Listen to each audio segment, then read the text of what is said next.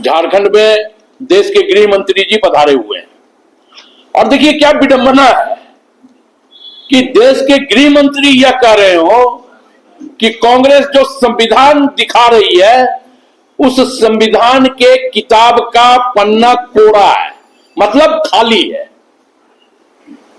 अमित शाह जी, अगर देश के संविधान का पन्ना खाली होता तो आप इस देश का गृह मंत्री नहीं बन पाते।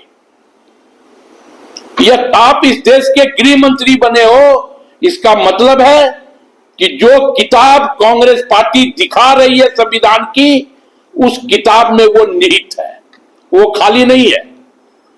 और यह बात साफ साबित होता है कि भारतीय जनता पार्टी जो यह कह रही है लोकसभा के चुनावों से कि हम देश के संविधान को बदल देंगे, मतलब अभी भी वो परिपाटी शुरू है। जहालत का क्या परिस्थिति है, मैं ये आप लोगों के माध्यम से बताना चाहता हूं कि भारतीय जनता पार्टी पूरी तरह जाहिलों की और कुपरों की जमात हो गई है कि उन्हें अब देश का संविधान का किताब का पन्ना खाली लग रहा है।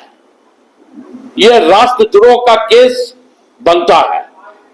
देश के संविधान के ऊपर देश का गृह मंत्री अगर उंगली उठा रहा हो और यह कह रहा हो कि देश के संविधान का जो किताब है उसका पन्ना खाली है, इसका मतलब है कि भारतीय जनता पार्टी का मंसूबा ठीक नहीं है।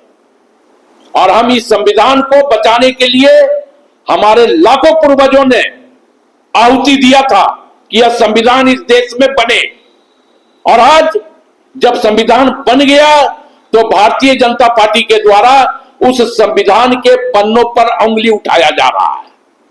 स्वाभाविक तौर पे अभी हम लोग ड्राफ्टिंग कर रहे हैं दोस्तों, और अमित शाह जी के ऊपर केस करेंगे कि संविधान का पन्ना खाली नहीं है, किताब खाली नहीं है।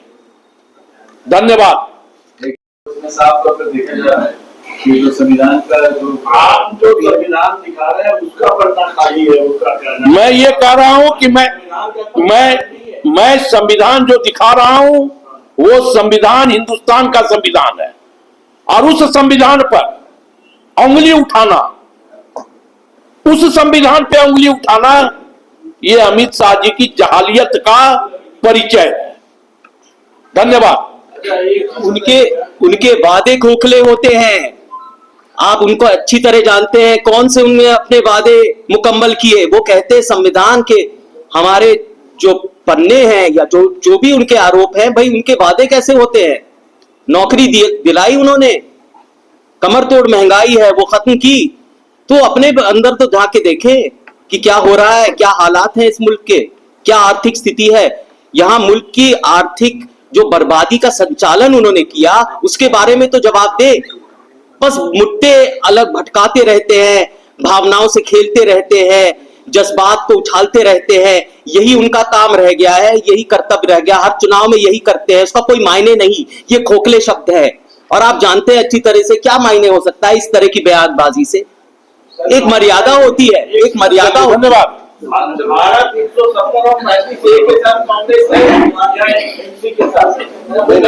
सर मामला वो नहीं है, मैं ये कह रहा हूं कि मामला वो नहीं है। मैं इससे सवाल कर रहा हूं क्या जो कांग्रेस ने जो वहां जो लाया इससे बाहर करने का 35 से अभी जम्मू कश्मीर का मामला नहीं है। जम्मू कश्मीर का हम बात करेंगे, हमने उस पर स्पष्टीकरण करा हुआ है।